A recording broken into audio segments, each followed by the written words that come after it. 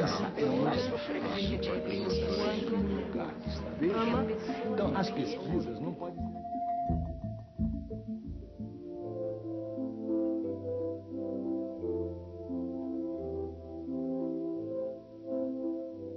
Olha, eu tive um professor quando estudei no Colégio Estadual de Minas Gerais, que era um professor de filosofia. Esse professor é que, na verdade, me iniciou ali no caminho da filosofia, me mostrou pela primeira vez esse caminho que hoje percorro e que marca a minha vida. E ele era um sujeito meio antiprofessor, pelo menos do jeito como a gente tem essa imagem. Ele costumava nos desafiar muito. Ele dizia: Dona Terezinha, se vai ficar depois cuidando de fraldas e de panelas, para que ficar lendo Descartes? Mas fazia isso de um jeito curioso que me fazia pensar: hei de cuidar de fraldas e panelas, mas saberei Descartes. Olha, eu tive uma professora em especial que ela era extremamente respeitosa na relação com os alunos. Isso eu fiquei muito impactada, né? Ela tinha uma cultura muito grande, ela sabia muita coisa e trazia uma quantidade de informação muito grande, mas o essencial nela é que ela, eu lembro, eu era pequena, enfim, 10, 11 anos, que foi quando eu estudei com ela, que a gente estava escrevendo e ela punha a mão assim, muito suave na mão da gente, sabe? Suave, assim, uma mãozinha levezinha, assim, e aquilo parecia que você se fortalecia naquele momento. Quer dizer, não era só comigo, eram com os alunos da classe, era um toque no ombro, sempre teve essa coisa do acolhimento, do cuidado, sabe? E que ela me fez repensar muita coisa, né? E me fez querer ser professora, né?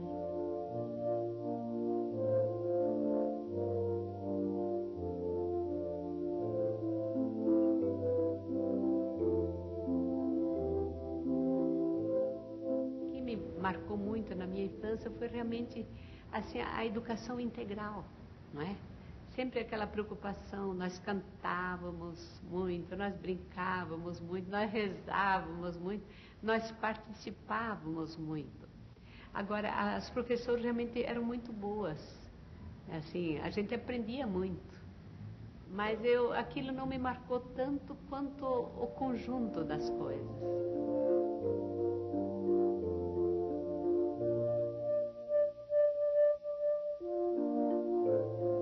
A memória é exatamente igual a um escorredor de macarrão. Quando a gente vai fazer macarrão, a primeira coisa, você põe água para ferver.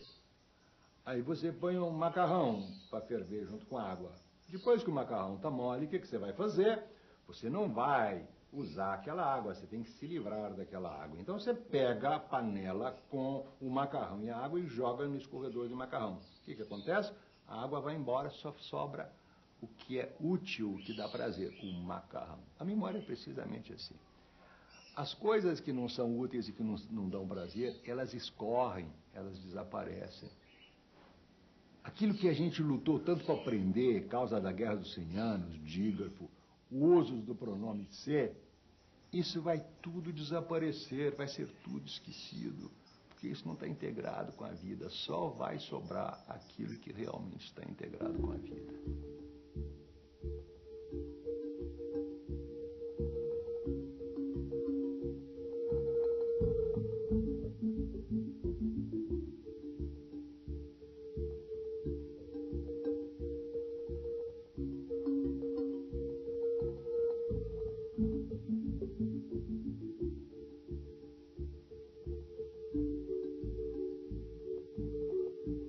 Aprender não é natural nem espontâneo, ensinar não é natural nem espontâneo. Por isso inventou-se a escola. Porque senão não precisava escola. A minha preocupação tem de ser com o aluno, a minha única preocupação é o aluno. O conteúdo é apenas acessório, como diz o Roland Barthes. O conteúdo, ele vem pela banda, ele é acidental, é alguma coisa que vai chegando por trás. Porque a coisa realmente essencial na educação é a gente ser capaz de conversar e compreender uma situação que está sendo vivida. Então, mas isso precisa mudar a cabeça dos professores. Então, uma coisa que eu penso é o seguinte, que a grande questão da educação não é nem currículo, nem programa, nem lei de diretrizes e bases, porque as pessoas vão continuar a fazer as coisas do mesmo jeito. As pessoas não se transformam por causa de leis. O grande segredo da educação é a cabeça dos professores. Nós teremos uma educação transformada quando os professores começarem a olhar para os alunos de uma maneira diferente. Ou seja, começarem a sentir que os alunos são companheiros numa grande aventura de viver. Eu tenho que saber como é que o homem aprende, para poder facilitar que ele aprenda. Agora, como? Tenho certeza que não é ouvindo. Tenho certeza que ele tem que estar envolvido nessa ação.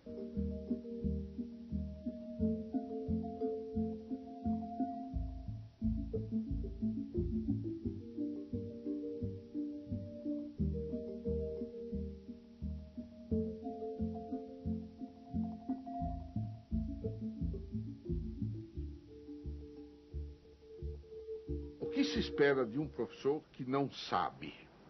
Porque nós não sabemos o que vai ser. Nós não sabemos muito do que está acontecendo. É que ele tenha curiosidade, que ele queira aprender. E aí cria uma outra relação entre professor e aluno. Não é aquele que sabe que vai passar porque não sabe, mas são dois que não sabem que juntos vão aprender. E acho que essa é a coisa-chave no professor do futuro. Ele tem que ser curioso, saber o que está acontecendo, e vamos ver aí o que está acontecendo. E reconhecer que a criança talvez esteja mais equipada, inclusive metodologicamente, para procurar o que está acontecendo, manejar as coisas e a rapidez, todo o processo de entender coisas novas, misturar uma coisa com outra. Para a criança hoje, para o jovem, é muito mais natural que para o adulto. Então eu me beneficio como adulto de estar em contato com o jovem. Por quê? Porque o jovem tem uma outra rapidez, uma outra dinâmica. Bom, qual é o benefício que o jovem tira da minha presença? Minha experiência, o meu espírito crítico, que, bom, eu vivi mais, eu devo ter mais experiência, mais crítica. Não é a quantidade de conhecimento que eu tenho formal. Isso não, isso é tão fácil se adquirir hoje. E muito do que eu sei, do que os adultos sabem, é tão inútil no mundo de hoje.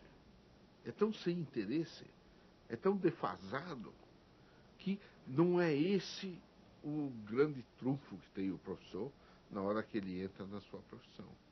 A única coisa que ele tem de trunfo é ele ter vivido mais, viu mais, teve mais experiências, deve ter desenvolvido um espírito de crítica mais aguçado. Isso é precioso para as crianças. E na hora que você junta essas duas coisas, você deve ter a escola do futuro.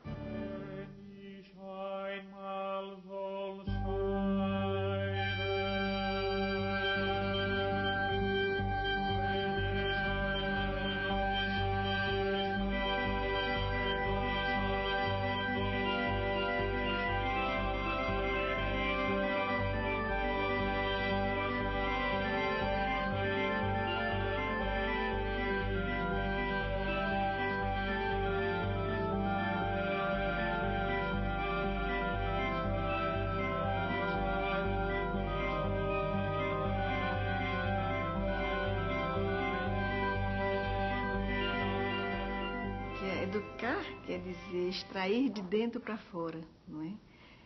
E educação, na verdade, eu acho que é justamente esse apostar na vida, essa crença que o ser humano traz o equipamento para a vida, né? E de que você permita que ela se expresse. Então, a escola deve ser um espaço que favoreça essa expressão, né? A manifestação de cada um. O momento educacional tem que ser um momento de muita criatividade,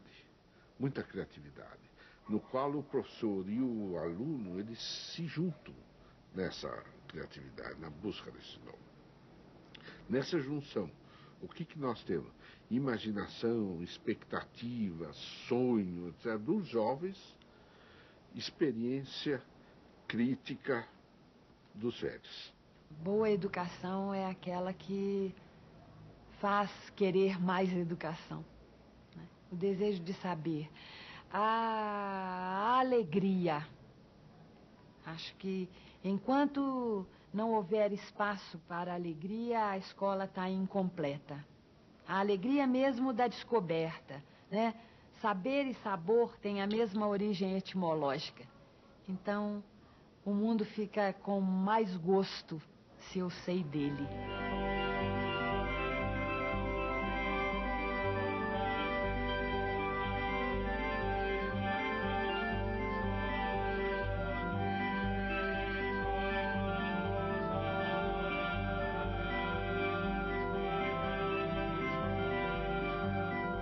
Saber é uma coisa muito necessária, sem a qual a gente não vive e que existe na cabeça.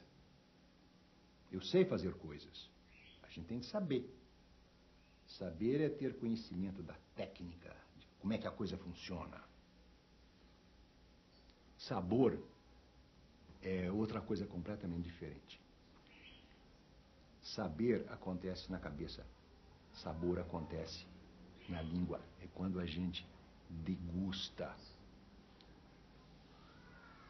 Sabor tem a ver com sábio. O sábio é um especialista em sabores. Sábio, sapio, em latim, quer dizer eu degusto. Então, o que é que dá felicidade para a gente? É a gente saber a teoria das comidas ou é a gente degustar a comida? Saber é muito importante para fazer a comida, mas a felicidade vem quando a gente degusta a comida. Então eu diria o seguinte, que o objetivo da vida é que a gente deguste. Degustar significa o quê? A gente degusta não é só com a boca, a gente degusta com o nariz, com os olhos, com todos os sentidos. Degustar uma obra de Bach.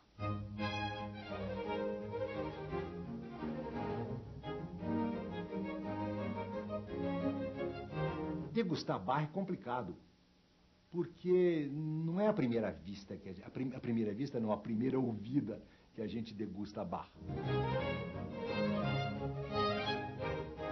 É preciso aprender a degustar Bach, aprender a degustar um quadro. Eu pergunto a vocês, quantas escolas ensinam a degustar um quadro? Elas ensinam a teoria, a história da pintura, a história da arte. Você veja o que acontece nos vestibulares. Os moços que estão fazendo vestibular, eles têm que estudar literatura.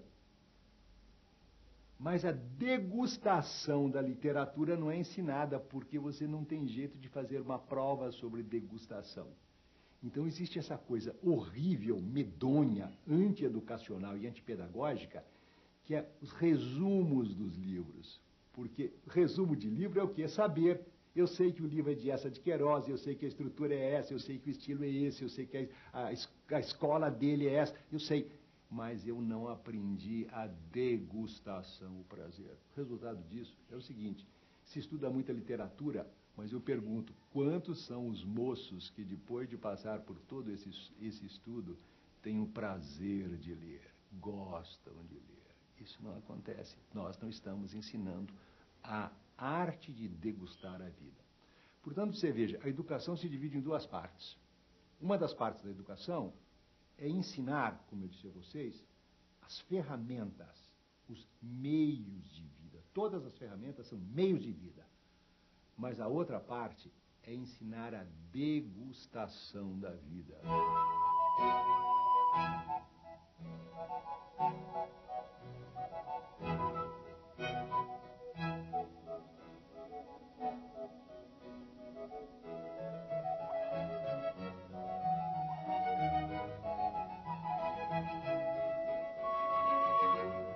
A tarefa do educador é gestar, desafiar esta consciência, o nascimento dessa consciência. Mas, rapaz, por que você sempre é do contra, hein?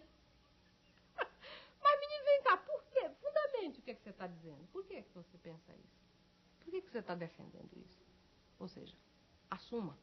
É ofício, estudar é ofício, tem que se aprender a estudar. Ninguém aprende a cuidar de vaca, de boi, de planta, sem começar a praticar.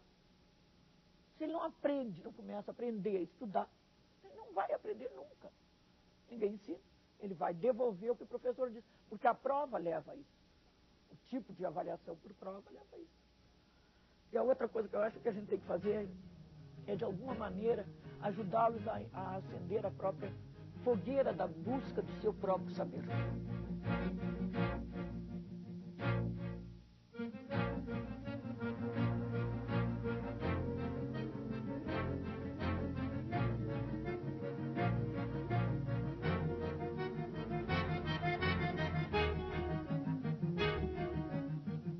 Agora, será eliminado e merece ser eliminado aquele professor que entra na aula para repetir conteúdo congelado em livros.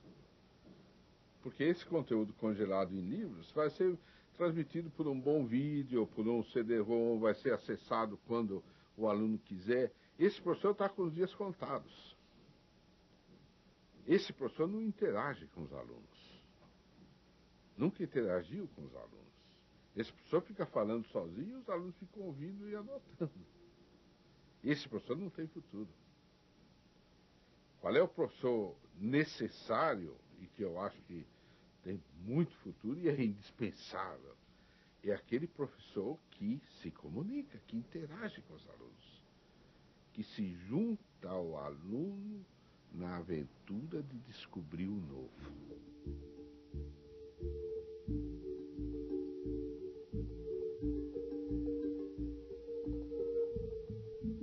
Muitas crianças, adolescentes e pessoas que você acha que são completamente burrinhos, estão com a inteligência flácida. Por que estão com a inteligência flácida?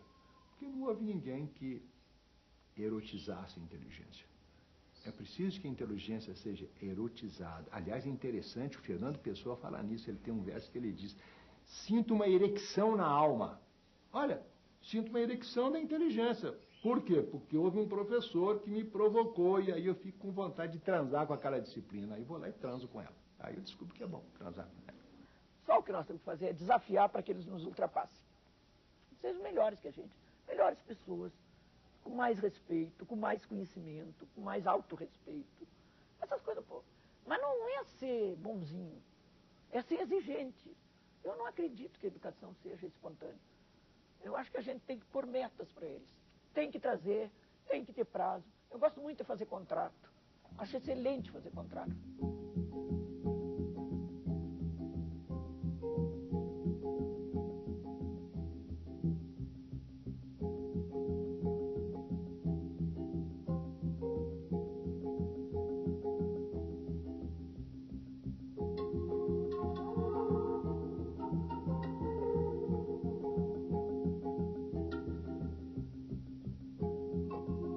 Nós esperamos que o futuro seja melhor.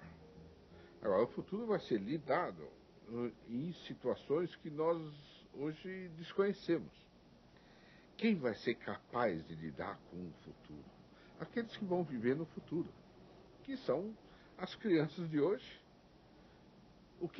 Como a gente pode preparar essa criançada? Que instrumentos? Nós não conhecemos a situação do futuro. E a aceleração com que as coisas vão se transformando, o máximo que a gente pode dizer para eles é: olha, atenção e procure fazer as coisas bem feitas no futuro. Como fazer? Nós não sabemos. Quem vai construir o futuro é essa criançada.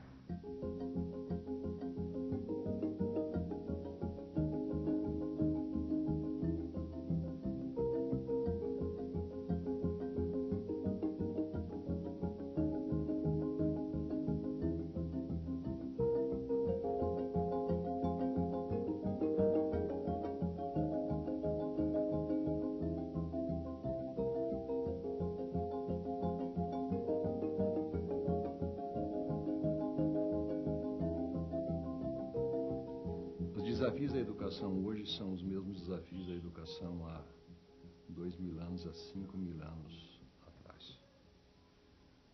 O objetivo da educação é ajudar as pessoas a pensar a vida. A aprendizagem sempre acontece assim, quando a gente se defronta com um desafio, um problema que a gente não consegue resolver. Aí a gente pensa. Quando, por exemplo, os homens desabrigados, debaixo da chuva, do vento, do frio, eles tiveram que pensar, que fazer? Aí a cabeça começa a pensar e eles inventaram casas de todos os tipos. Isso é verdadeiro para todas as situações. E eu acredito firmemente o seguinte, que a inteligência só funciona quando ela se defronta com um desafio. De modo que o grande desafio da educação hoje e em todas as épocas é tomar consciência dos desafios e ajudar as crianças e os adolescentes a pensar sobre esses desafios. Educar não é ensinar respostas. Educar é ensinar a pensar.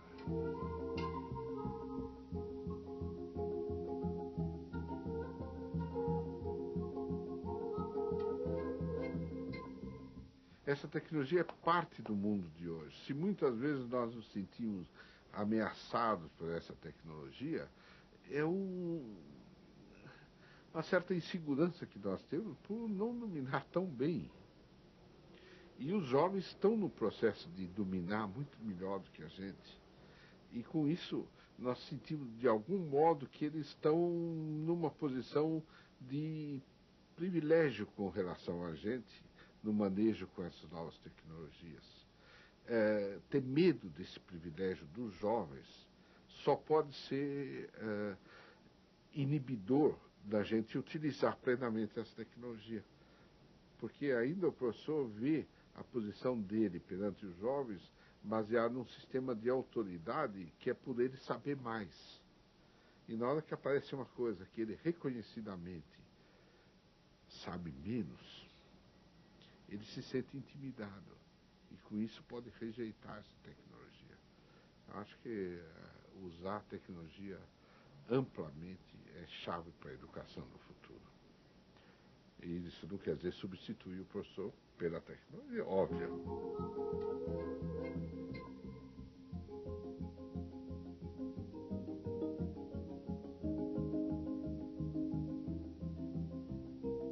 E se acredite na vida, sabe? Eu acho que é ótimo que as máquinas ocupem as funções, sabe, menores do ser humano e que o permita ser poeta, que o permita estar de frente de um pôr do sol, como estava com uma criança aqui num acampamento, em que ela, olhando com 4 anos o pôr do sol, ela dizia para mim: eu não sei ainda se é o sol que desce ou se é a terra que sobe.